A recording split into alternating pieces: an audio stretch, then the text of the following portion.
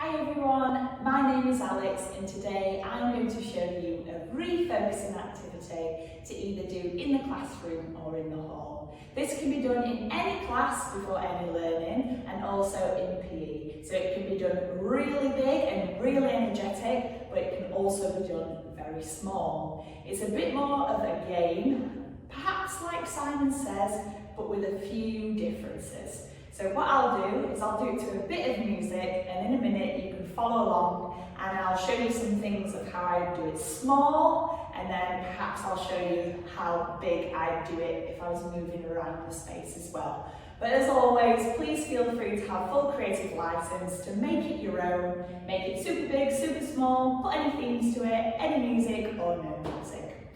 Fantastic. Right, so this is what I like to do for when it's in a smaller space, so perhaps a classroom.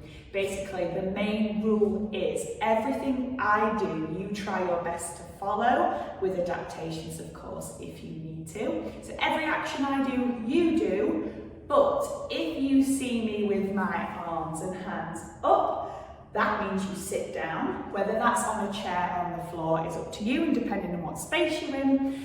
Or when I sit down, you have to stand up. So for example, if I just show you what I mean, if the children see me like this, they're going to go like that. And you can also add in any arms that you wanted, whether you wanted to put the hands on the head or perhaps cross, you can add in little bits like that. Or if I sit down, they stand up. So for example, if I'm here doing and then I go like this, they need to make sure they're stood up with their hands above their head. So they're doing the opposite of me for those two parts. So if I put my hands up, they have to sit down, and if I sit down, they have to stand up and put their hands up. Okay? There is one more thing that you can add in there, which I quite like for a bit of fun, and this is more for when they're moving around the space. And this is something that can be a little bit fun and silly as well, is when I start clapping really fast like this, you can make up something silly for them to do. My personal favourite is to make them do a crowd around the room, because it just fits them all the claps and it always makes me laugh, so I like to do that. But again, feel free to choose whatever little quirky move you'd like to go there as well. So, with that being said, I'm going to pop some music on. I'll do some smaller classroom ones first, and then I'll progress to what I would do in a hall.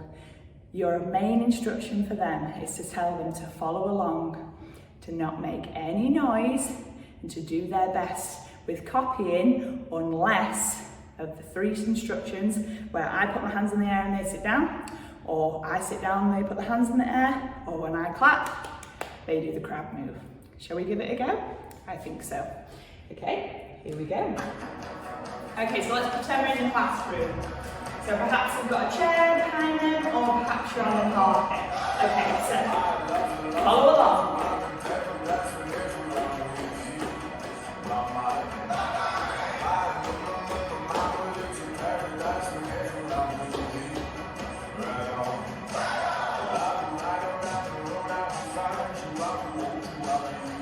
So this can be done as energetic as you like to burn off energy, or you can do slow moves, so you have to really focus on what you're doing.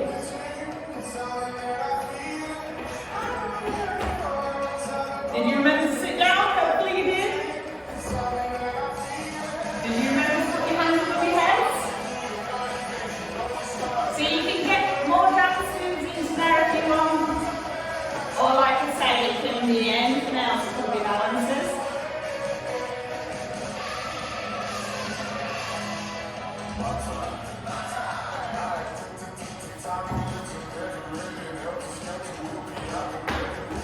So you're trying to catch them out, so it's good for guinea pigs because you've got to keep them on the toes.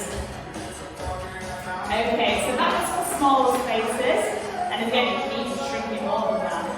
If I was in a big hall, I would do travelling moves as well, whether that would be sneaking in and out of each other, so running around.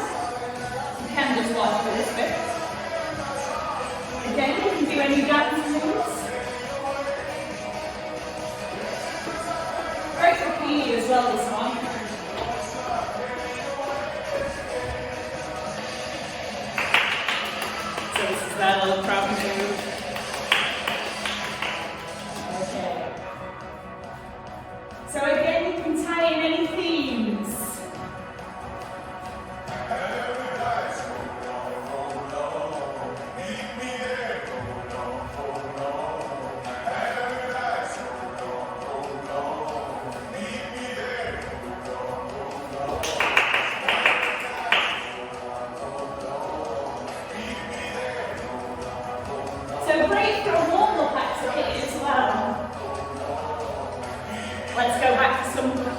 classroom ones.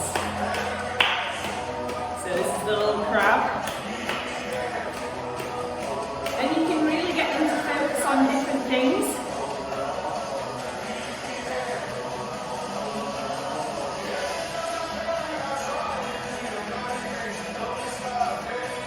You can really test them.